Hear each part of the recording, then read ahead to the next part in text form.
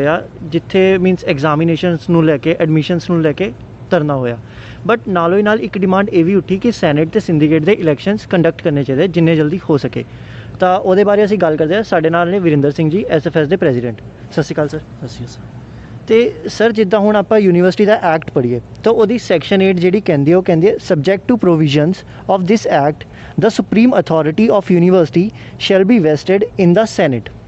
ਤਾਂ ਜਦ ਇਨੈਕਟਮੈਂਟ 'ਚ ਹੀ ਜਿਹੜੀ ਯੂਨੀਵਰਸਿਟੀ ਦੀ ਮੇਨ ਐਸਟੈਬਲਿਸ਼ਮੈਂਟ ਹੈ ਉਹਦੇ 'ਚ ਹੀ ਲਿਖਤਾ ਕਿ ਸੈਨੇਟ ਕੋਲ ਸਾਰੀ ਪਾਵਰਸ ਹੋਣਗੀ, ਤਾਂ ਉਸ ਤੋਂ ਬਾਅਦ ਤੁਸੀਂ ਕਿਉਂ ਕਹਿ ਰਹੇ ਹੋ ਕਿ ਸੈਨੇਟ ਖਤਰੇ 'ਚ ਉਹਦੇ ਇਲੈਕਸ਼ਨਸ ਨਹੀਂ ਹੋ ਰਹੇ? ਦੇਖੋ ਜੀ, ਚ ਦੋ ਤਿੰਨ ਚੀਜ਼ਾਂ ਦੇਖਣ ਵਾਲੀਆਂ। ਪਹਿਲਾਂ ਤਾਂ ਇੱਕ ਜਿਹੜਾ ਇੱਥੋਂ ਦਾ ਪ੍ਰੋਸੀਜਰ ਚੱਲਦਾ ਸੈਨੇਟ ਇਲੈਕਸ਼ਨ ਦਾ, 31 ਅਕਤੂਬਰ ਨੂੰ ਸੈਨੇਟ ਦੀ ਟਰਮ ਖਤਮ ਹੋ ਜਾਂਦੀ ਆ। ਉਹਦੇ ਵਿੱਚ ਕੀ ਹੁੰਦਾ ਕਿ 31 ਅਕਤੂਬਰ ਤੋਂ ਪਹਿਲਾਂ ਇਲੈਕਸ਼ਨ ਕੰਡਕਟ ਕਰਾ ਕੇ ਉਹ ਸੈਨੇਟ ਜਿਹੜੀ ਨਵੀਂ ਆ ਉਹ ਬਣਾਉਣੀ ਹੁੰਦੀ ਆ। ਪਰ ਇਸ ਵਾਰ ਕੀ ਹੋਇਆ ਕਿ ਕੋਵਿਡ ਦੇ ਦੌਰਾਨ ਜਿਹੜਾ ਇੱਥੋਂ ਦਾ ਵਾਈਸ ਚਾਂਸਲਰ ਆ ਉਹਨੇ ਪਹਿਲੀ ਵਾਰ ਜਦੋਂ ਸੈਨੇਟ ਇਲੈਕਸ਼ਨ ਨੂੰ ਪੋਸਟਪੋਨ ਕਰਿਆ, ਉਹਨੇ ਜਿਹੜਾ ਯੂਟੀ ਐਡਮਿਨਿਸਟ੍ਰੇਸ਼ਨ ਨੂੰ ਕਿਹਾ ਕਿ ਇੱਥੇ ਮਹਾਰਾਸ਼ਟਰ ਅਤੇ ਰਾਜਸਥਾਨ ਤੋਂ ਮੈਂਬਰ ਆਉਣੇ ਵੋਟ ਪਾਉਣ ਲਈ, ਇਸ ਲਈ ਇਹ ਪੋਸੀਬਲ ਨਹੀਂ ਹੈਗਾ। ਤਾਂ ਉਹ ਅਸਲ ਦੇ ਵਿੱਚ ਜਿਹੜਾ ਕਾਰਵਾਈ ਕੀਤੀ, ਉਹ ਕਾਰਵਾਈ ਉਹ ਤਾਂ ਕਰ ਸਕਦਾ ਜੇ ਸਿੰਡੀਕੇਟ ਦੇ ਵਿੱਚ ਇਹਦੀ ਪਰਮਿਸ਼ਨ ਹੋਵੇ। ਇਹਦੇ ਵਿੱਚ ਇੱਕ ਬੇਸਿਕ ਰਿਲੇਸ਼ਨ ਨੂੰ ਵੀ ਸਮਝਣਾ ਚਾਹੀਦਾ। ਜਿਹੜੀ ਸਿੰਡੀਕੇਟ ਆ ਉਹ ਸੈਨੇਟ ਵਿੱਚੋਂ ਚੁਣੀ ਹੋਈ ਐਗਜ਼ੀਕਿਊਟਿਵ ਬਾਡੀ ਹੁੰਦੀ ਆ। ਸੈਨੇਟ ਦੀਆਂ ਮੀਟਿੰਗਾਂ ਸਾਲ 'ਚ 3 ਵਾਰ ਹੁੰਦੀਆਂ, ਪਰ ਸਿੰਡੀਕੇਟ ਨੇ ਹਰੇਕ ਮਹੀਨੇ ਮਿਲਣਾ ਹੁੰਦਾ।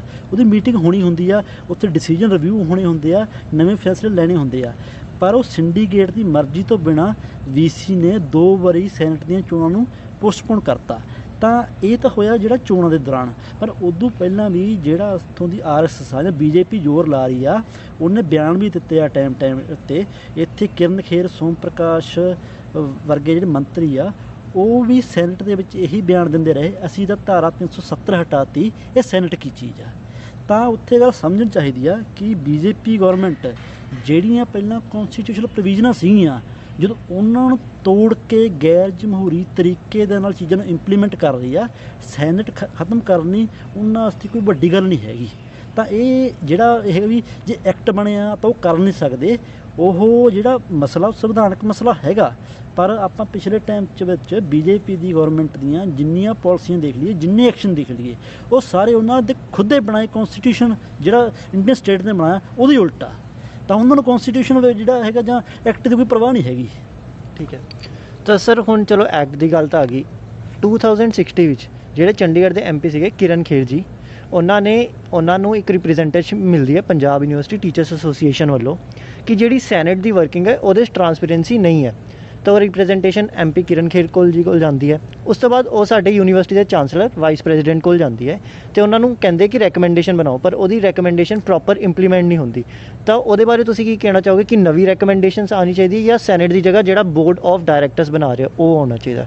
ਦੇਖੋ ਜੀ, ਜਿਹੜਾ board of governance the issue ਹੈਗਾ, ਜਿਹੜਾ ਇਹ ਨਿਊ ਐਜੂਕੇਸ਼ਨ ਪਾਲਿਸੀ 'ਚ ਆ ਰਿਹਾ, ਇਹਦੇ ਵਿੱਚ ਬੇਸਿਕ ਇਹੀ ਆ ਕਿ ਅਸੀਂ ਯੂਨੀਵਰਸਿਟੀਆਂ ਦੇ ਜਿਹੜੇ ਆਟੋਨੋਮਸ ਡਿਸੀਜਨ ਮੇਕਿੰਗ ਬੋਡੀਜ਼ ਆ ਉਹਨਾਂ ਨੂੰ ਭੰਗ ਕਰਕੇ ਉਹਦੀ ਜਗ੍ਹਾ ਬੋਰਡ ਆਫ ਗਵਰਨੈਂਸ ਲੈ ਕੇ ਆਉਣੇ ਆ, ਜਿਹਦੀ ਸਿਲੈਕਸ਼ਨ ਵਾਈਸ ਪ੍ਰੈਜ਼ੀਡੈਂਟ ਵੱਲੋਂ ਹੋਊਗੀ ਅਤੇ ਉਹਦੇ ਵਿੱਚ ਵੀਸੀ ਦੁਆਰਾ ਨੋਮੀਨੇਟ ਮੈਂਬਰ ਹੋਣਗੇ। ਤਾਂ ਇੱਕ ਤਾਂ ਇਹ ਗੱਲ ਹੋ ਗਈ ਵੀ ਜਿਹੜੀ ਬੋਰਡ ਆਫ ਗਵਰਨੈਂਸ ਆ ਉਹ ਬੋਰਡ ਆਫ ਗਵਰਨੈਂਸ ਕੇਂਦਰ ਤੈਅ ਕਰੂਗਾ। ਜਿਹੜਾ ਤੁਸੀਂ ਦੂਜਾ ਕਰ ਰਹੇ ਹੋ ਵੀ ਗੱਲ ਕਰ ਰਹੇ ਹੋ ਵੀ 2016 ਵਿੱਚ ਪੁੱਟਾ ਗੱਲ ਲੈ ਗਈ, ਜੇ ਤੁਸੀਂ ਟਰਾਂਸਪੇਰੈਂਸੀ ਲੈ ਕੇ ਆਉਣੀ ਆ ਤਾਂ ਸੈਨੇਟ ਦੀ ਕਾਰਵਾਈ ਨੂੰ ਵਿਦਿਆਰਥੀਆਂ ਦੇ ਵਿੱਚ ਸਾਰੇ ਜਨਤਕ ਕਰ ਦਿਓ। ਉਹਦੇ ਪ੍ਰੋਪਰ ਜਿਹੜੇ ਡਾਕੂਮੈਂਟ ਆ ਹੈ ਨਾ, ਉਹ ਜਨਤਕ, ਉਹਦੀ ਕਾਰਵਾਈ ਵੀ ਜਨਤਕ ਹੋਣੀ ਚਾਹੀਦੀ ਆ। ਉਹਦੇ ਵਿੱਚ ਜਿਹੜਾ ਡਾਈਸੈਂਟ ਦੀ ਸਪੇਸ ਨੂੰ ਪ੍ਰੋਪਰ ਨੋਟ ਕੀਤਾ ਜਾਣਾ ਚਾਹੀਦਾ। ਹੁਣ ਜਿੱਥੇ ਕਿਰਨ ਖੇਰ ਕੋਲ ਇਹ ਜਾ ਰਹੀ ਆ ਵੀ ਇੱਥੇ ਰਿਪਰੈਜ਼ੈਂਟੇਸ਼ਨ ਵੀ ਦੇਖੋ ਸੈਨੇਟ ਦੇ ਵਿੱਚ ਟਰਾਂਸਪੇਰੈਂਸੀ ਨਹੀਂ ਹੈਗੀ। ਉਹਨਾਂ ਦਾ ਵਾਈਸ ਚਾਂਸਲਰ ਇੱਥੇ ਜਦੋਂ ਕਿਸੇ ਡਿਸੀਜਨ ਜਾਂ ਕਿਸੇ ਏਜੰਡੇ 'ਤੇ ਗੱਲ ਹੋਣੀ ਹੁੰਦੀ ਹੈ ਜਨਗਣ ਮਨ ਲਾ ਦਿੰਦਾ ਵਾ। ਤਾਂ ਟਰਾਂਸਪੇਰੈਂਸੀ ਲਿਆਉਣ ਦਾ ਮਤਲਬ ਇਹ ਨਹੀਂ ਹੈ ਕਿ ਤੁਸੀਂ ਸੈਨੇਟ ਖਤਮ ਕਰ ਦਿਓ। ਉਹਦੇ ਲਈ ਤੁਸੀਂ ਉਹਨੂੰ ਦੀ ਕਾਰਵਾਈ ਨੂੰ ਜਨਤਕ ਕਰੋ, ਹੈ ਨਾ। ਟਰਾਂਸਪੇਰੈਂਸੀ ਤਾਂ ਹੋਊਗੀ। ਅਤੇ ਇਹਦੇ ਵਿੱਚ ਦੂਜਾ ਸਵਾਲ ਵੀ ਹੁੰਦਾ, ਕਿਉਂਕਿ ਇੱਥੇ ਜਿਹੜਾ ਹੈਗਾ ਯੂਨੀਵਰਸਿਟੀ ਦੇ ਵਿੱਚ ਕਲੈਸ਼ ਆਫ ਇੰਟਰਸਟ ਹਮੇਸ਼ਾ ਰਹਿੰਦਾ ਵਾ। ਉਹਦੇ ਵਿੱਚੋਂ ਕੋਈ ਗਰੁੱਪ ਚਲੇ ਗਿਆ ਜੀ, ਦੇਖੋ ਸੈਨੇਟ ਟਰਾਂਸਪੇਰੈਂਸੀ ਨਹੀਂ ਹੈਗੀ। ਇੱਦਾਂ ਦਾ ਇਸ਼ੂ 2017 'ਚ ਵੀ 17-18 'ਚ ਵੀ ਆਇਆ ਸੀਗਾ, ਜਦੋਂ ਅਰੁਣ ਕੁਮਾਰ ਗਰੋਵਰ ਨੇ ਕੋਈ ਇਹਦੀ ਬੋਡੀ ਦੇ ਵਿੱਚ ਕੋਈ ਮਿਸ ਕੰਡਕਟ ਕੀਤਾ ਸੀਗਾ ਤਾਂ ਉਹਦੀ ਪਾਵਰਾਂ ਖੋਲ੍ਹੀਆਂ ਸੀਗੀਆਂ। ਇਹਦਾ ਸੈਨੇਟ ਕੋਲ ਪਾਵਰ ਆ ਨਾ ਵੀ ਇੱਥੇ ਕੋਈ ਆ ਮਨਮਰਜ਼ੀ ਨਹੀਂ ਕਰ ਸਕਦਾ। ਉਹ ਸੈਨੇਟ ਜਿਹੜੀ ਇੱਥੋਂ ਦੀ ਕਾਰਵਾਈ ਰੈਗੂਲੇਟ ਕਰਦੀ ਹੈ ਨਾ, ਉਹ 'ਚ ਟਰਾਂਸਪੇਰੈਂਸੀ ਲਿਆਉਣ ਦਾ ਮਤਲਬ ਇਹ ਨਹੀਂ ਵੀ ਉਹਨੂੰ ਖਤਮ ਕਰ ਦਿਓ। ਠੀਕ ਹੈ। ਤਾਂ ਸਰ ਇੱਕ ਰੈਗੂਲਰ ਡਿਮਾਂਡ ਰਹੀ ਹੈ ਸਟੂਡੈਂਟ ਵੱਲੋਂ, ਸਟੂਡੈਂਟ ਕਾਊਂਸਿਲ ਵੱਲੋਂ, ਕਿ ਸੈਨੇਟ 'ਚ ਸਟੂਡੈਂਟ ਕਾਊਂਸਿਲ ਦੀ ਇੱਕ ਸੀਟ ਹੋਣੀ ਚਾਹੀਦੀ ਹੈ ਤੇ ਉਹਨਾਂ ਨੂੰ ਬੋਲਣ ਦਾ ਅਧਿਕਾਰ ਹੋਣਾ ਚਾਹੀਦਾ। ਹੁਣ ਕੀ ਹੁੰਦਾ, ਸੈਨੇਟ ਦੀ ਜਿਹੜੀ ਮੀਟਿੰਗਸ ਆ ਉਹਦੀ ਮੀਟਿੰਗਸ ਦੀ ਕਾਪੀਜ਼ ਜਿਹੜੀ ਹੈ ਮਿੰਟਸ ਦੀ ਉਹ ਜਾਂਦੀ ਹੈ ਸਟੂਡੈਂਟ ਕਾਊਂਸਿਲ ਕੋਲ, ਪਰ ਸਟੂਡੈਂਟ ਕਾਊਂਸਿਲ ਨੂੰ ਉਹਦੇ ਉੱਤੇ ਬੋਲਣ ਦਾ ਅਧਿਕਾਰ ਨਹੀਂ ਹੈ। ਤੇ ਉਹਦੇ ਬਾਰੇ ਤੁਸੀਂ ਕੀ ਕਹਿਣਾ ਚਾਹੋਗੇ? ਦੇਖੋ ਜੀ, ਪਿਛਲੇ ਟਾਈਮ ਦੇ ਵਿੱਚ ਜਦੋਂ ਐਸਐਫਐਸ ਦੀ ਕਾਉਂਸਲ ਵੀ ਰਹੀ ਆ 18-19 ਦੇ ਵਿੱਚ, ਉਦੋਂ ਵੀ ਅਸੀਂ ਲਗਾਤਾਰ ਡਿਮਾਂਡ ਕਰਦੇ ਰਹੇ ਕਿ ਐਕਸ ਅਫੀਸ਼ੀਓ ਮੈਂਬਰ ਬਣਾਓ। ਜਿਹੜਾ ਵੀ ਮੌਕੇ ਦਾ ਪ੍ਰੈਜ਼ੀਡੈਂਟ ਹੁੰਦਾ ਵਾ, ਜਿਹੜਾ ਵੀ ਕਾਉਂਸਲ ਚੁਣ ਕੇ ਆਉਂਦਾ ਪ੍ਰੈਜ਼ੀਡੈਂਟ ਤੇ ਇਵਨ ਜਨਰਲ ਸੈਕਟਰੀ ਵੀ, ਉਹ ਸੈਨੇਟ ਵਿੱਚ ਮੈਂਬਰ ਹੋਣਾ ਚਾਹੀਦਾ, ਉਹਨੂੰ ਬੋਲਣ ਦਾ ਅਧਿਕਾਰ ਹੋਣਾ ਚਾਹੀਦਾ ਤੇ ਉਹਨੂੰ ਤਾਂ ਵੋਟ ਦਾ ਅਧਿਕਾਰ ਵੀ ਹੋਣਾ ਚਾਹੀਦਾ। ਕਿਉਂਕਿ ਹੁਣ ਕੀ ਆ, ਉੱਥੇ ਤੁਸੀਂ ਕਾਰਵਾਈ ਦੇਖ ਸਕਦੇ ਹੋ, ਤੁਸੀਂ ਕੋਈ ਬੋਲ ਨਹੀਂ ਸਕਦੇ, ਕੁਝ ਰਿਐਕਟ ਨਹੀਂ ਕਰ ਸਕਦੇ। ਮਤਲਬ ਉਹਦੇ ਵਿੱਚ ਤਾਂ ਇਹ ਗੱਲ ਆ ਵੀ ਠੀਕ ਹੈ ਜੀ, ਤੁਸੀਂ ਦੂਰ ਬਹਿ ਕੇ ਦੇਖੋ ਅਸੀਂ ਕੀ ਕਰਦੇ ਹਾਂ, ਤੁਸੀਂ ਇੰਟਰਵੀਨ ਨਹੀਂ ਕਰ ਸਕਦੇ। ਉਹ ਤਾਂ ਡਿਮਾਂਡ ਲਗਾਤਾਰ ਰਹੀ ਆ। ਅਸਲ ਦੇ ਵਿੱਚ ਇਹ ਡਿਮਾਂਡ ਸੈਨੇਟ ਨੂੰ ਮੋਰ ਡੈਮੋਕ੍ਰੈਟਿਕ ਕਰਨ ਦਾ ਪ੍ਰੋਸੈਸ ਆ। ਜਦੋਂ ਵਿੱਚ ਵਿਦਿਆਰਥੀਆਂ ਦੀ ਪਾਰਟਿਸਿਪੇਸ਼ਨ ਹੋਊਗੀ ਤਾਂ ਜਿਹੜੇ ਦੂਜੇ ਸੈਨੇਟਰ ਮੈਂਬਰ ਵੀ ਆ, ਜਿਹੜੇ ਚੁਣ ਕੇ ਜਾਂਦੇ ਆ, ਉਹਨਾਂ ਤੇ ਚੈੱਕ ਵੀ ਰਹੂਗਾ ਕਿ ਸਾਡੇ ਉੱਤੇ ਵੀ ਬੋਲਣ ਵਾਲਾ ਹੈਗਾ ਵਾ। ਹੁਣ ਜਦੋਂ ਬੰਦ ਕਮਰਾ ਮੀਟਿੰਗ ਹੁੰਦੀ ਆ ਤੇ ਉੱਥੇ ਪ੍ਰਧਾਨ ਕੁਝ ਬੋਲ ਨਹੀਂ ਸਕਦਾ, ਉੱਥੇ ਫਿਰ ਉਹ ਬੇਪਰਵਾਹ ਹੁੰਦੇ ਆ। ਠੀਕ ਹੈ ਸਰ। ਤੇ ਸਰ ਹੁਣ ਇੱਕ ਗੱਲ ਆਉਂਦੀ ਹੈ ਕਿ ਬਹੁਤ ਸਾਰੀ ਮਤਲਬ ਇੱਕ ਪਾਰਟੀ ਅਲੈਜ ਕਰਦੀ ਹੈ, ਜਾਂ ਕਈ ਵਾਰ ਇਹ ਚੀਜ਼ ਦੇਖੀ ਜਾਂਦੀ ਹੈ ਜਦ ਵੀ ਫੀਸ ਦਾ ਮੁੱਦਾ ਉਠੇ, ਨਿਊ ਐਜੂਕੇਸ਼ਨ ਪਾਲਿਸੀ ਆਵੇ, ਜਾਂ ਹੁਣ ਆਪਾਂ ਸੈਨੇਟ ਇਲੈਕਸ਼ਨ ਲੈ ਲਈਏ, ਜਾਂ ਹੁਣ ਆਪਾਂ ਐਡਮਿਸ਼ਨਸ ਦਾ ਲੈ ਲਈਏ, ਤਾਂ ਹਮੇਸ਼ਾ ਗੱਲ ਘੁੰਮ ਫਿਰ ਕੇ ਆਉਂਦੇ ਕਿ ਵੀਸੀ ਸਾਹਿਬ ਨੇ ਉਹ ਬੀਜੇਪੀ ਆਰਐਸਐਸ ਤੋਂ ਰਿਲੇਟਡ ਨੇ ਤੇ ਹਰ ਚੀਜ਼ ਵਾਸਤੇ ਬੀਜੇਪੀ ਆਰਐਸਐਸ ਨੂੰ ਟਾਰਗੇਟ ਕੀਤਾ ਜਾਂਦਾ ਹੈ। ਤੇ ਇੱਥੇ ਵੀ ਇਹੀ ਸੈਨੇਟ ਇਲੈਕਸ਼ਨ ਵਾਲੇ ਮੁੱਦੇ ਤੇ ਵੀ ਇਹੀ ਗੱਲ ਆਉਂਦੀ ਹੈ ਕਿ ਬੀਜੇਪੀ ਆਰਐਸਐਸ ਹੈ ਜਿਹੜੀ ਸੈਂਟਰਲਾਈਜੇਸ਼ਨ ਕਰਨਾ ਚਾਹੁੰਦੀ ਹੈ। ਤਾਂ ਇੱਕ ਗੱਲ ਉੱਠ ਜੇ, ਤੁਸੀਂ ਹਰ ਵਾਰ ਬੀਜੇਪੀ ਆਰਐਸਐਸ ਨੂੰ ਟਾਰਗੇਟ ਕਰਦੇ ਹੋ, ਤਾਂ ਇਸ ਚੀਜ਼ 'ਚ ਬੀਜੇਪੀ ਆਰਐਸਐਸ ਦਾ ਕੀ ਰੋਲ ਹੈ? ਦੇਖੋ ਜੀ, ਪਿਛਲੇ ਟਾਈਮ ਦੇ ਵਿੱਚ ਜਿਹੜਾ ਪਾਵਰ ਦਾ ਸੈਂਟਰਲਾਈਜੇਸ਼ਨ ਕਰਨਾ, ਜਿਹੜੀਆਂ ਜਮਹੂਰੀ ਮਤਲਬ ਹੱਕ ਲੋਕਾਂ ਕੋਲ ਹੈਗੇ ਜਾਂ ਜਨਤਾ ਕੋਲ ਹੈਗੇ ਜਾਂ ਇੰਸਟੀਟਿਊਸ਼ਨਾਂ ਕੋਲ ਹੈਗੇ ਆ, ਉਹ ਸਾਰੇ ਖੋਹ ਕੇ ਉੱਤੇ ਆਪਦੀ ਤਾਨਾਸ਼ਾਹੀ ਸਥਾਪਿਤ ਕਰਨੀ, ਇਹ ਬੀਜੇਪੀ ਤੇ ਆਰਐਸਐਸ ਦੀ ਕੋਰ ਮਤਲਬ ਉਹਨਾਂ ਦਾ ਏਜੰਡਾ ਹੈਗਾ ਵਾ। ਉਹ ਇਹ ਇੰਪਲੀਮੈਂਟ ਕਰਦੇ, ਜਿਵੇਂ ਧਾਰਾ 370 ਵੀ ਤੋੜੀ, ਉੱਥੋਂ ਦੇ ਜਿਹੜੇ ਜਿੰਨੇ ਕਿ ਵੀ ਡੈਮੋਕ੍ਰੈਟਿਕ ਰਾਈਟ ਸੀ ਉਹਨਾਂ ਕੋਲ, ਜਿਹੜੇ ਵੀ ਸਟੇਟ ਦੇ ਆਪਦੇ ਰਾਈਟ ਸੀ, ਉਹ ਸਾਰਿਆਂ ਨੂੰ ਖੋਹ ਲਿਆ। ਇਵੇਂ ਹੀ ਤੁਸੀਂ ਕਿਸਾਨਾਂ ਵਾਲੇ ਮਸਲੇ 'ਚ ਵੀ ਦੇਖ ਸਕਦੇ ਹੋ। ਖੇਤੀਬਾੜੀ ਜਦੋਂ ਕਿਸਾਨਾਂ ਦਾ ਇਸ਼ੂ ਆ ਨਾ, ਉਹਦੇ ਵਿੱਚ ਵੀ ਖੇਤੀਬਾੜੀ ਜਦੋਂ ਸਟੇਟਾਂ ਦਾ ਇਸ਼ੂ ਆ, ਉਹਦੇ ਵਿੱਚ ਵੀ ਇਹਨਾਂ ਨੇ ਸੈਂਟਰ ਨੇ ਆਪਦੀ ਮਨਮਰਜ਼ੀ ਕਰਕੇ ਐਕਟ ਲੈ ਕੇ ਆਉਂਦੇ। ਤਾਂ ਜਦੋਂ ਇੱਥੇ ਅਸੀਂ ਦੇਖਦੇ ਹਾਂ ਤਾਂ ਜਿੰਨੀ ਮਤਲਬ ਵੀਸੀ ਜਿਹੜੀ ਮਨਮਰਜ਼ੀ ਕਰਦਾ, ਇਹ ਬੈਕਗਰਾਊਂਡ ਆਰਐਸਐਸ ਤੋਂ ਆਇਆ ਵਾ। ਜਦੋਂ ਇਹ ਏਬੀਵੀਪੀ ਦੇ ਵਰਕਰਾਂ ਨਾਲ ਬੰਦ ਕਮਰਾ ਮੀਟਿੰਗਾਂ ਕਰਦਾ, ਉਹਨਾਂ ਨਾਲ ਸੋਫੇ 'ਤੇ ਬਹਿ ਕੇ ਮੀਟਿੰਗਾਂ ਕਰਦਾ, ਅਤੇ ਇੱਥੋਂ ਦੇ ਵਾਰਡਨ ਆ ਜਿਹੜੇ ਉਹਦੇ ਵਿੱਚ ਰਾਤ ਨੂੰ ਉਹਨਾਂ ਨਾਲ ਮੀਟਿੰਗ ਹੁੰਦੀ ਆ।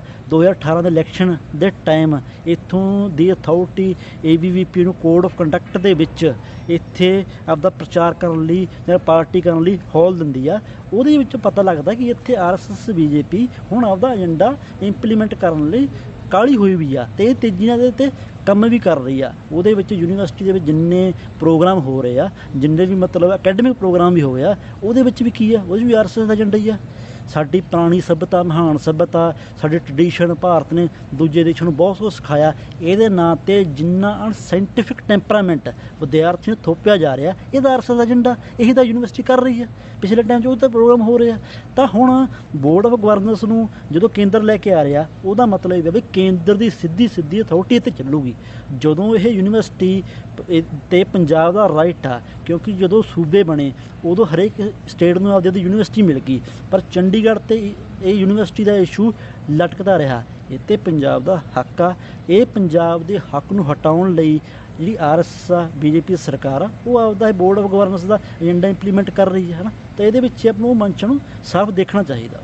ਤੇ ਸਰ, ਜਿੱਦਾਂ ਹੁਣ ਤੁਸੀਂ ਗੱਲ ਕਰਤੀ ਕਿ ਪੰਜਾਬ ਦਾ ਹੱਕ ਹੈ, ਤਾਂ ਥੋੜ੍ਹੇ ਦਿਨ ਪਹਿਲੇ ਹੁਣੇ ਜਦ ਪੰਜਾਬ ਦਾ ਸੰਘਰਸ਼ ਚੱਲ ਰਿਹਾ ਕਿਸਾਨੀ ਵੱਲ ਨੂੰ, ਤਾਂ ਥੋੜ੍ਹੇ ਦਿਨ ਪਹਿਲੇ ਲੱਖਾ ਸਿਧਾਣਾ ਜੀ ਜਿਹੜੇ ਸਪੀਕਰ ਹੈਗੇ, ਬਹੁਤ ਵੱਡੇ ਅਤੇ ਸੋਸ਼ਲ ਐਕਟਿਵਿਸਟ ਹੈਗੇ, ਉਹਨਾਂ ਨੇ ਆਪਣੀ ਸਪੀਚ 'ਚ ਕਿਹਾ ਸੀ, ਕਿਸਾਨੀ ਮੁੱਦਿਆਂ ਵਿੱਚ ਹੀ ਸਪੀਚ 'ਚ ਕਿਹਾ ਸੀ ਕਿ ਜਿਹੜਾ ਪੰਜਾਬ ਯੂਨੀਵਰਸਿਟੀ ਹੈ ਉਹਦੀ ਸੈਂਟਰਲਾਈਜੇਸ਼ਨ ਕੀਤੀ ਜਾ ਰਹੀ ਹੈ, ਅਤੇ ਚੰਡੀਗੜ੍ਹ 'ਚ ਜਿਹੜਾ ਇੱਕ ਪੰਜਾਬ ਯੂਨੀਵਰਸਿਟੀ, ਇੱਕ ਪੰਜਾਬ ਦਾ ਨਾਮ ਦਾ ਹੱਕ ਸੀਗਾ, ਉਹ ਵੀ ਹੁਣ ਖੋਣ ਦੀ ਕੋਸ਼ਿਸ਼ ਕਰ ਰਹੀ ਹੈ। ਤਾਂ ਤੁਹਾਨੂੰ ਕਿਤੇ ਨਾ ਕਿਤੇ ਨਹੀਂ ਲੱਗਦਾ ਕਿ ਇਹ ਜਿਹੜਾ ਕਿਸਾਨੀ ਸੰਘਰਸ਼ ਵਿੱਚ ਪੰਜਾਬ ਯੂਨੀਵਰਸਿਟੀ ਦਾ ਨਾਮ ਪਾਉਣਾ ਅਤੇ ਪੰਜਾਬ ਯੂਨੀਵਰਸਿਟੀ ਦਾ ਮੁੱਦਾ ਲੈ ਕੇ ਆਉਣਾ ਠੀਕ ਹੈ?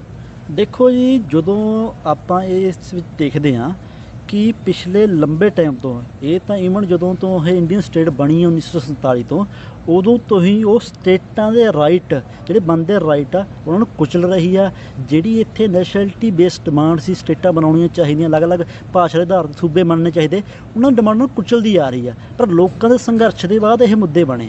ਇੱਥੇ ਜਿੱਥੇ ਸੂਬਿਆਂ ਕੋਲ ਵੱਧ ਪਾਵਰਾਂ ਹੋਣੀਆਂ ਚਾਹੀਦੀਆਂ ਸੀ, ਉੱਥੇ ਸੈਂਟਰ ਉਹਨਾਂ ਦੀਆਂ ਪਾਵਰਾਂ ਖੋ ਕੇ ਸੈਂਟਰਲਾਈਜੇਸ਼ਨ ਦੀ ਨੀਤੀ ਥੋਪ ਰਿਹਾ।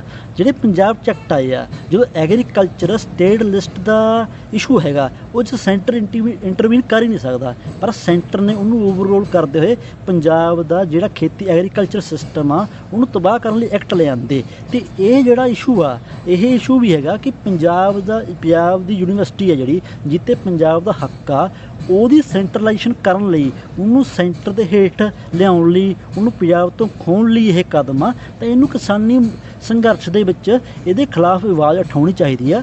ਅਸੀਂ ਵੀ ਜਦੋਂ ਜੁਆਇੰਟ ਸਟੂਡੈਂਟ ਐਕਸ਼ਨ ਕਮੇਟੀ ਬਣਾਈ, ਅਸੀਂ ਵੀ ਇਹਦੇ 'ਚ ਇਹ ਡਿਸਾਈਡ ਕੀਤਾ ਕਿ ਅਸੀਂ ਵੀ ਪੰਜਾਬ ਦੀਆਂ ਮਜ਼ਦੂਰ, ਮੁਲਾਜ਼ਮ ਅਤੇ ਕਿਸਾਨ ਯੂਨੀਅਨ ਜਿੰਨੀਆਂ ਜਥੇਬੰਦੀਆਂ ਵਾ, ਵਿਦਿਆਰਥੀ ਜਥੇਬੰਦੀਆਂ ਵਾ, ਉਹਨਾਂ ਨੂੰ ਖੁੱਲ੍ਹੀ ਚਿੱਠੀ ਲਿਖਾਂਗੇ ਜਿਹਦੇ ਵਿੱਚ ਇਹ ਮੁੱਦੇ ਨੂੰ ਚੱਕਿਆ ਜਾਊਗਾ। ਤਾਂ ਉਹਨਾਂ ਨੂੰ ਇੱਕ ਅਪੀਲ ਵੀ ਕਰਾਂਗੇ, ਜਿੱਥੇ ਜਿੱਥੇ ਕੋਈ ਸੰਘਰਸ਼ ਚੱਲ ਰਿਹਾ, ਕਿਸਾਨੀ ਸੰਘਰਸ਼ ਚੱਲ ਰਿਹਾ, ਉਹਦੇ ਵਿੱਚ ਇਹ ਮੁੱਦੇ ਨੂੰ ਚੱਕਿਆ ਜਾਵੇ ਤਾਂ ਇਹਦੇ 'ਤੇ ਆਉਣ ਵਾਲੇ ਟਾਈਮ 'ਚ ਤਾਂ ਜੋ ਇੱਕ ਸਾਂਝਾ ਮੰਚ ਬਣਾਇਆ ਜਾ ਸਕੇ। ਤਾਂ ਠੀਕ ਹੈ ਸਰ। ਤਾਂ ਸਰ ਕੱਲ੍ਹ ਨਾ ਇੱਕ ਪ੍ਰੈਸ ਸਟੇਟਮੈਂਟ ਆਉਂਦੀ ਹੈ ABVP ਦੇ ਸੀਨੀਅਰ ਜ਼ੋਨਲ ਲੀਡਰ ਵੱਲੋਂ, ਵਿਕਰਾਂਤ ਖੰਡੇਵਾਲ ਜੀ, ਅਤੇ ਉਹਨਾਂ ਦੀ ਸਟੇਟਮੈਂਟ 'ਚ ਲਿਖਿਆ ਹੁੰਦਾ ਕਿ ਸੈਨੇਟ ਦੀ ਜਿਹੜਾ ਕੰਮ ਕਰਨ ਦਾ ਤਰੀਕਾ ਉਹ ਬਹੁਤ ਜ਼ਿਆਦਾ ਪੁਰਾਣਾ ਹੋ ਚੁੱਕਿਆ ਹੈ, ਤਾਂ ਇੱਕ ਤਰ੍ਹਾਂ ਤੋਂ ਬਾਬੂਸ਼ਾਹੀ ਦੇ ਵਿੱਚ ਆ ਚੁੱਕਿਆ ਹੈ ਅਤੇ ਉਹ ਕੰਮ ਨੂੰ ਰੋਕਦੇ ਹੈ। ਤਾਂ ਫਿਰ ਇਹਦੇ ਉੱਤੇ ਤੁਹਾਡਾ ਕੀ ਕਹਿਣਾ ਕਿ ਇੱਕ ਤਰ੍ਹਾਂ ਤੋਂ ਤਾਂ ਫਿਰ ਸੈਨੇਟ ਨੂੰ ਖ਼ਤਮ ਕਰਨਾ ਸਹੀ ਚੱਲ ਰਿਹਾ ਕਿ ਜੇ ਸੈਨੇਟ ਸਾਡੇ ਕੰਮ ਨੂੰ ਰੋਕਦਾ ਹੈ? ਦੇਖੋ ਜੀ, ਇਹਦੇ ਵਿੱਚ ਨਾ ਜਿਹੜੀ ਉਹਦੀ ਗੱਲ ਆ ਉਹਨੂੰ ਨਾ ਇੱਕ ਲਾਰਜਰ ਕੰਟੈਕਸਟ 'ਚ ਸਮਝਣਾ ਚਾਹੀਦਾ ਹੈ। ਜਦੋਂ ਮੋਦੀ ਵੀ ਆਉਂਦਾ, ਉਹ ਵੀ ਨਿਊ ਇੰਡੀਆ ਦਾ ਨਾਅਰਾ ਦਿੰਦਾ, ਉਹ ਵੀ ਕਹਿੰਦਾ ਵੀ ਇੱਥੇ ਜਿਹੜੇ 70 ਸਾਲ ਤੋਂ ਕਾਂਗਰਸ ਰਾਜ ਕਰ ਰਹੀ ਸੀ, ਉਹਨੇ ਆਹ ਕੀਤਾ ਅਸੀਂ ਆਹ ਕਰਾਂਗੇ। ਤਾਂ ਹੁਣ ਇਹਦੇ ਵਿੱਚ ਕੀ ਆ, ਹੁਣ ਯੂਨੀਵਰਸਿਟੀ ਦੀ ਪ੍ਰੋਸੀਡਿੰਗ ਦੇ ਵਿੱਚ ਵੀ ਕਿ ਇੱਥੇ ਅਸੀਂ ਦੇਖਿਆ ਜਦੋਂ ਸੰਘ ਦਾ ਵਾਈਸ ਚਾਂਸਲਰ ਆਇਆ ਤਾਂ ਪਿਛਲੇ ਸਾਲ ਜੋ ਡੀਨ ਦਾ ਇਸ਼ੂ ਆਇਆ, ਡੀਨ ਦੀ ਨਿਯੁਕਤੀ ਕਰਨੀ ਨਹੀਂ ਕਰਨੀ ਉਹ ਸੈਨੇਟ ਦੀ ਬਹੁ ਗਿਣਤੀ ਨੂੰ ਤੈਅ ਕਰਨੀ ਆ। ਪਰ ਉੱਥੇ ਜਿਹੜਾ ਹੈਗਾ ਵਾ ਵਾਈਸ ਚਾਂਸਲਰ ਵੱਲੋਂ ਸੈਨੇਟ ਦੀ ਬਹੁ ਗਿਣਤੀ ਨੂੰ ਦਰਕਿਨਾਰ ਕਰਦੇ ਹੋਏ ਡੀਨ ਨੂੰ ਹਟਾ ਦਿੱਤਾ ਗਿਆ। ਜਿਹੜੇ ਅਨਡੈਮੋਕ੍ਰੈਟਿਕ ਸਟੈਪ ਉਹਦਾ ਲੈ ਰਿਹਾ ਵਾਈਸ ਚਾਂਸਲਰ ਸੰਘ ਦਾ ਹੈਗਾ ਵਾ। ਅਤੇ ਵਿਕਰਾਂਤ ਖੰਡੇਵਾਲ AP ਦਾ ਜਿਹੜਾ ਨਾਰਥ ਦਾ ਜਿਹੜਾ ਸੈਕਟਰੀ ਆ, ਉਹ ਇੱਥੇ ਇਲੈਕਸ਼ਨ ਦੇ ਦੌਰਾਨ 7 ਨੰਬਰ ਦੇ ਵਿੱਚ ABVP ਵਰਕਰਾਂ ਨਾਲ ਅਤੇ ਵਾਰਡਨ ਨਾਲ ਬਿਠਾ ਕੇ ਮੀਟਿੰਗ ਕਰ ਰਿਹਾ। ਇਹੀ ਇਲੈਕਸ਼ਨ ਦੇ ਵਿੱਚ ਪ੍ਰਸ਼ਾਸਨ ਨਾਲ ਮਿਲ ਕੇ ਵੋਟਾਂ ਕਿਵੇਂ ਇਕੱਠੀਆਂ ਕਰਨੀਆਂ। ਉਹ ਤਾਂ ਇਹ ਚਾਹੁੰਦੇ ਆ ਕਿ ਇੱਥੋਂ ਦਾ ਜਿਹੜਾ ਜਿੰਨਾ ਕੁ ਵੀ ਡੈਮੋਕ੍ਰੈਟਿਕ ਪ੍ਰੋਸੈਸ ਚੱਲਿਆ ਆ ਰਿਹਾ ਉਹਨੂੰ ਖਤਮ ਕਰਕੇ ਅਸੀਂ ਆਪਦੇ ਨੀਤੀਆਂ, ਆਪਦੀਆਂ ਪਾਲਿਸੀਆਂ ਵਾ ਉਹਨੂੰ ਚੰਗੀ ਤਰ੍ਹਾਂ ਇੰਪਲੀਮੈਂਟ ਕਰ ਰਹੇ ਹਾਂ। ਉਹ ਸਹੀ ਕਹਿੰਦਾ ਕਿ ਉਹਨਾਂ ਵਾਸਤੇ ਜਿਹੜੇ ਉਹਨਾਂ ਦੇ ਡਿਸੀਜਨ ਆ ਉਹ ਨਹੀਂ ਇੰਪਲੀਮੈਂਟ ਹੋ ਰਹੇ। ਉਹ ਤਾਂ ਹੀ ਕਹਿੰਦਾ ਕਿ ਇੱਥੇ ਨਤੀਜੇ ਜਿਹੜੇ ਫੈਸਲੇ ਹੋਰ ਤਰੀਕੇ ਨਾਲ ਹੋ ਰਹੇ ਆ, ਕਿਉਂਕਿ ਉਹਨਾਂ ਦੇ ਫੈਸਲੇ ਇੰਪਲੀਮੈਂਟ ਨਹੀਂ ਹੋ ਰਹੇ। ਪਰ ਸਰ ਉਹਨਾਂ ਦਾ ਤਾਂ ਇਹ ਵੀ ਕਹਿਣਾ ਹੈ ਕਿ ਚਲੋ ਠੀਕ ਹੈ ਡੈਮੋਕ੍ਰੈਟਿਕ ਪ੍ਰੋਸੈਸ, ਉਹਨਾਂ ਨੇ ਕਿਹਾ ਡੈਮੋਕ੍ਰੈਟਿਕ ਪ੍ਰੋਸੈਸ ਇੱਕ ਯੂਨੀਵਰਸਿਟੀ 'ਚ ਨਹੀਂ ਹੋਣਾ ਚਾਹੀਦਾ ਕਿਉਂਕਿ ਯੂਨੀਵਰਸਿਟੀ ਐਜੂਕੇਸ਼ਨਲ ਇੰਸਟੀਟਿਊਟ ਹੈ। ਅਤੇ ਨਾਲ ਉਹਨਾਂ ਨੇ ਇੱਕ ਬਹੁਤ ਵਧੀਆ ਲੌਜਿਕ ਦਿੱਤਾ ਕਿ ਯੂਨੀਵਰਸਿਟੀ ਜਦ ਹਰ ਚੀਜ਼ ਮੈਰਿਟ ਅਤੇ ਕੁਆਲੀਫਿਕੇਸ਼ਨ ਦੇ ਬੇਸ 'ਤੇ ਹੁੰਦੀ ਹੈ ਤਾਂ ਕਿਉਂ ਨਾ ਸੈਨੇਟ ਵੀ ਮੈਰਿਟ ਅਤੇ ਕੁਆਲੀਫਿਕੇਸ਼ਨ ਦੇ ਬੇਸ 'ਤੇ ਹੋਵੇ, ਜਿਹਨੂੰ ਉਹ ਬੋਰਡ ਆਫ ਗਵਰਨਰਸ ਬਣਾ ਰਿਹਾ। ਮਤਲਬ ਫਿਰ ਤਾਂ ਇਹ ਜਿਹੜਾ ਲੌਜਿਕ ਵੀ ਉਹ ਦੇ ਰਹੇ ਆ ਕਿ ਇੱਥੇ ਇਹ ਡੈਮੋਕ੍ਰੈਟਿਕ ਪ੍ਰੋਸੈਸ ਯੂਨੀਵਰਸਿਟੀਆਂ 'ਚ ਨਹੀਂ ਹੋਣਾ ਚਾਹੀਦਾ, ਇਹ ਤਾਂ ਜਿਹੜੀ ਉਹਨਾਂ ਦੀ ਵਿਚਾਰਧਾਰਾ ਉਹੀ ਕਹਿੰਦੀ ਕਿ ਡੈਮੋਕ੍ਰੇਸੀ ਹੋਣੀ ਨਹੀਂ ਚਾਹੀਦੀ। ਇਹ ਤਾਂ ਉਹਦੇ ਹਿਸਾਬ ਨਾਲ ਲੌਜਿਕ ਫਿੱਟ ਬੈਠਦਾ ਵਾ। ਐਜੂਕੇਸ਼ਨਲ ਜਿਹੜੇ ਇੰਸਟੀਚਿਊਟਾਂ ਦੇ ਵਿੱਚ ਜਿਹੜੇ ਆਟੋਨਮਸ ਬੋਡੀ ਹੁੰਦੀ ਆ ਜਾਂ ਵਿਦਿਆਰਥੀ ਚੋਣਾਂ ਵੀ ਹੁੰਦੀਆਂ ਵਾ, ਉਹ ਇਹ ਪ੍ਰੋਸੈਸ ਨੂੰ ਮੋਰ ਡੈਮੋਕ੍ਰੇਟਿਕ ਕਰਨ ਵਾਸਤੇ ਹੁੰਦੀਆਂ। ਹੁਣ ਜਿਵੇਂ ਦੇਖੋ ਕਿ ਮੈਰਿਟ ਦੇ ਹਿਸਾਬ ਨਾਲ ਹੋਣੀ ਚਾਹੀਦੀਆਂ। ਹੁਣ ਤੁਸੀਂ ਕਾਸਟ ਜਿਹੜੀ ਇਕੁਏਸ਼ਨ ਆ ਉਹਨੂੰ ਮੈਰਿਟ 'ਚ ਰੱਖ ਕੇ ਦੇਖ ਲਓ, ਉਹ ਤਾਂ ਫਿਰ ਕਿਤੇ ਨਹੀਂ ਆਊਗੀ, ਹੈ ਨਾ। ਮਤਲਬ ਪੰਜਾਬ ਦੇ ਵਿੱਚੋਂ ਜਿਹੜੇ ਮੈਂਬਰ ਚੁਣ ਕੇ ਆਉਂਦੇ ਆ ਉਹਨਾਂ ਨੂੰ ਪਤਾ ਕਿ ਪੰਜਾਬ ਦੇ ਕੀ ਹਾਲਾਤ ਨੇ, ਪੰਜਾਬ ਦੀ ਇਕਨੋਮਿਕ ਸਥਿਤੀ ਕੀ ਆ, ਪੰਜਾਬ ਦੇ ਵਿਦਿਆਰਥੀਆਂ ਦੇ ਇਸ਼ੂ ਕੀ ਨੇ, ਕਿਉਂਕਿ ਪੰਜਾਬ ਦੇ ਵਿਦਿਆਰਥੀਆਂ ਦੇ ਵਿੱਚੋਂ ਨਿਕਲੇ ਹੁੰਦੇ ਨੇ।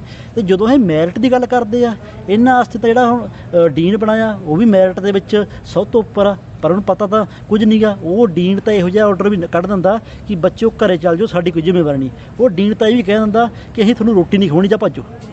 ਉਹ ਤਾਂ ਇਹ ਵੀ ਫੈਸਲੇ ਲੈਂਦਾ। ਫਿਰ ਜਿਹੜੀ ਮੈਰਿਟ ਆ, ਇਹ ਸੋ ਕਾਲਡ ਮੈਰਿਟ ਦਾ ਨਾਂ 'ਤੇ ਜਿਹੜਾ ਝੂਠ ਫੈਲਾ ਰਹੇ ਆ, ਉਹ ਸਾਰਾ ਇਹਨਾਂ ਦਾ ਏਜੰਡਾ ਹੀ ਹੈਗਾ ਵਾ ਕਿ ਅਸੀਂ ਜਿਹੜੇ ਇੱਥੇ ਡੈਮੋਕ੍ਰੈਟਿਕ ਪ੍ਰੋਸੈਸ ਆ ਉਹਨੂੰ ਖਤਮ ਕਰਨਾ। ਸਰ ਤਾਂ ਹੁਣ ਮੇਰੇ ਦੋ ਲਾਸਟ ਸਵਾਲ ਹੈ ਤੇ ਇੱਕ ਸਵਾਲ ਤਾਂ ਇਹ ਹੈ ਜਿਹੜਾ ਅੱਜ ਦਾ ਤੁਸੀਂ ਪ੍ਰੋਟੈਸਟ ਕੀਤਾ ਐਡਮਿਸ਼ਨ ਬੇਸਿਸ ਦੇ ਉੱਤੇ ਤੇ ਉਹਦੇ ਉੱਤੇ ਤੁਹਾਡਾ ਮੀਨਸ ਵਿਊ ਕੀ ਸੀਗਾ ਕੀ ਕਿਉਂ ਤੁਹਾਡਾ ਰੀਜ਼ਨ ਕੀ ਸੀਗਾ ਪ੍ਰੋਟੈਸਟ ਕਰਨ ਦਾ ਅੱਜ? ਦੇਖੋ ਜੀ, ਇਹਦੇ ਵਿੱਚ ਗੱਲ ਇਹ ਹੈ ਕਿ ਹਮੇਸ਼ਾ ਕੀ ਹੁੰਦਾ, ਜਦੋਂ ਜਿੰਨੀਆਂ ਵੀ ਯੂਨੀਵਰਸਿਟੀਆਂ ਵਾ, ਜਦੋਂ ਸਾਰਿਆਂ ਦੇ ਰਿਜ਼ਲਟ ਆ ਜਾਂਦੇ ਆ, ਕਿਉਂਕਿ ਜਿਵੇਂ ਇੱਥੇ BA ਦੀ ਐਡਮਿਸ਼ਨ ਹੋਣੀ ਆ, ਜਿਵੇਂ MA ਦੀ ਐਡਮਿਸ਼ਨ ਹੋਣੀ ਆ, ਜਦੋਂ ਦੂਜੀਆਂ ਯੂਨੀਵਰਸਿਟੀਆਂ ਦੇ ਵਿੱਚ BA ਦਾ ਰਿਜ਼ਲਟ ਆ ਜਾ, ਗ੍ਰੈਜੂਏਸ਼ਨ ਦਾ ਰਿਜ਼ਲਟ ਆ ਜਾਣਗੇ, ਤਾਂ ਹੀ ਇੱਥੇ ਪੋਸਟ ਗ੍ਰੈਜੂਏਸ਼ਨ ਦੀ ਐਡਮਿਸ਼ਨ ਹੋ ਸਕਦੀ ਆ। ਹੁਣ ਜੇ ਕਿਸੇ ਪੰਜਾਬੀ ਯੂਨੀਵਰਸਿਟੀ ਦੇ ਬੱਚੇ ਨੇ ਇੱਥੇ ਆ ਕੇ ਐਡਮਿਸ਼ਨ ਲੈਣੀ ਆ, ਉਹਦਾ ਰਿਜ਼ਲਟ ਹੀ ਨਹੀਂ ਆਇਆ, ਤਾਂ ਉਹਦੀ ਜਿਹੜੀ ਮੈਰਿਟ ਆ ਹੈ ਨਾ, ਉਹਦੇ ਵਿੱਚ ਉਹ ਉੱਪਰ ਨਹੀਂ ਆ ਸਕੂਗਾ, ਕਿਉਂਕਿ ਉਹਦਾ ਇੱਕ ਸਮੈਸਟਰ ਦਾ ਰਿਜ਼ਲਟ ਹੀ ਨਹੀਂ ਆਇਆ ਹੈ ਨਾ, ਉਹਦਾ ਐਲੀਜੀਬਲ ਹੀ ਨਹੀਂ ਹੈਗਾ। ਤੇ ਇਹੀ ਕਹਿ ਰਹੇ ਆ ਕਿ ਪਹਿਲਾਂ ਦੂਜੀ ਯੂਨੀਵਰਸਿਟੀਆਂ ਦਾ ਰਿਜ਼ਲਟ ਆਉਣ ਦਿੱਤੇ ਜਾਣ ਤੇ ਉਸ ਤੋਂ ਬਾਅਦ ਹੀ ਫਾਈਨਲ ਲਿਸਟਾਂ ਬਣਾ ਕੇ ਐਡਮਿਸ਼ਨ ਦਾ ਪ੍ਰੋਸੈਸ ਸ਼ੁਰੂ ਕੀਤਾ ਜਾਵੇ। ਇਹਨਾਂ ਦਾ ਆਪਦੀ ਯੂਨੀਵਰਸਿਟੀ ਦੇ ਆਪਦੀ ਗ੍ਰੈਜੂਏਸ਼ਨ ਦਾ ਰਿਜ਼ਲਟ ਨਹੀਂ ਆ ਰਹੇ, ਤਾਂ ਇਹਦੇ ਵਿੱਚ ਸਵਾਲ ਹੈਗਾ ਉਹਦਾ। ਠੀਕ ਹੈ, ਤਾਂ ਸਰ ਹੁਣ ਮੇਰਾ ਲਾਸਟ ਸਵਾਲ ਹੈ, ਜਿਹੜਾ ਤੁਸੀਂ ਜੁਆਇੰਟ ਸਟੂਡੈਂਟ ਐਕਸ਼ਨ ਕਮੇਟੀ ਬਣਾਈ ਹੈ ਤਾਂ ਉਹਦੇ ਸਿਰਫ ਸਾਡੀ ਯੂਨੀਵਰਸਿਟੀ ਦੀ ਪਾਰਟੀਜ਼ ਹੋਣਗੀ ਜਾਂ ਬਾਹਰ ਦੇ ਵੀ ਬੰਦੇ ਹੋਣਗੇ, ਤੇ ਉਹਦਾ ਮੇਨ ਬੇਸਿਕ ਕੀ ਸਿਰਫ ਸੈਨੇਟ ਦੀ ਇਲੈਕਸ਼ਨ ਹੈ ਜਾਂ ਹੋਰ ਵੀ ਮੁੱਦੇ ਹੋਣਗੇ? ਦੇਖੋ ਜੀ, ਜਿਹੜੀ ਜੁਆਇੰਟ ਸਟੂਡੈਂਟ ਐਕਸ਼ਨ ਕਮੇਟੀ ਬਣਾਈ ਆ, ਉਹਦਾ ਕੋਰ ਏਜੰਡਾ ਇਹੀ ਆ ਕਿ ਸੈਨੇਟ ਦੇ ਇਲੈਕਸ਼ਨ ਇਮੀਡੀਏਟ ਕੰਡਕਟ ਕਰਾਏ ਜਾਣ, ਤੇ ਨਾਲ ਹੀ ਜਦੋਂ ਤੱਕ ਇਲੈਕਸ਼ਨ ਨਹੀਂ ਹੁੰਦੇ ਉਦੋਂ ਤੱਕ ਇਹ ਜਿਹੜੀ ਸੈਨੇਟ ਆ ਉਹਨੂੰ ਐਕਸਟੈਂਡ ਕੀਤਾ ਜਾਵੇ।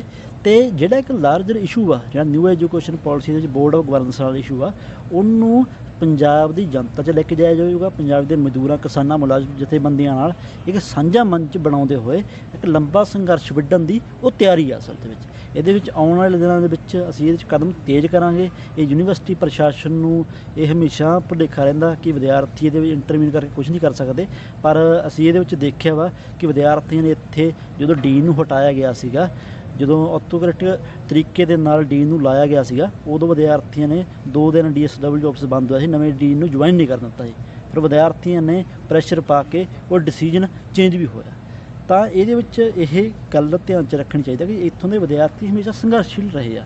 ਇੱਥੇ 2017 'ਚ ਫੀਸਾਂ ਦਾ ਮੁੱਦਾ ਸੀਗਾ, 1100% ਜਦੋਂ ਫੀਸਾਂ ਵੱਧ ਗਈਆਂ, ਉਦੋਂ ਯੂਨੀਵਰਸਿਟੀ ਪ੍ਰਸ਼ਾਸਨ ਕਹਿੰਦਾ ਤਾਂ ਵਾਪਸ ਨਹੀਂ ਹੋ ਸਕਦੀਆਂ, ਪਰ ਉਹ ਵਿਦਿਆਰਥੀਆਂ ਨੇ ਆਪਦੇ ਦਮ 'ਤੇ ਵਾਪਸ ਵੀ ਕਰਾਈਆਂ।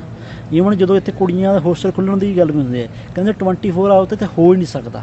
ਇੱਥੇ ਤਾਂ ਪੈਟਰਕਲ ਸੋਸਾਇਟੀ ਹੈ, ਪੈਟਰਕਲ ਨੋਰਮ ਅਸੀਂ ਇੰਪਲੀਮੈਂਟ ਕਰਾਂਗੇ, ਤਾਂ ਉਹ ਵੀ ਇੱਥੋਂ ਦੇ ਕੁੜੀਆਂ ਨੇ, ਇੱਥੋਂ ਦੇ ਵਿਦਿਆਰਥੀਆਂ ਨੇ ਉਹ ਚੀਜ਼ ਵੀ ਤੋੜੀ। ਤੇ SFS ਹਮੇਸ਼ਾ ਉਹ ਚੀਜ਼ ਦੀ ਅਗਵਾਈ ਕਰਦੀ ਆ ਰਹੀ ਹੈ। ਤਾਂ ਆਉਣ ਵਾਲੇ ਇਹ ਇਸ਼ੂ ਦੇ ਵਿੱਚ ਵੀ SFS ਸਾਰੀਆਂ ਵਿਦਿਆਰਥੀਆਂ ਨੂੰ, ਜਥੇਬੰਦੀਆਂ ਨੂੰ ਨਾਲ ਲੈਂਦੇ ਹੋਏ ਇਹ ਚੀਜ਼ ਦੀ ਅਗਵਾਈ ਕਰੂਗੀ।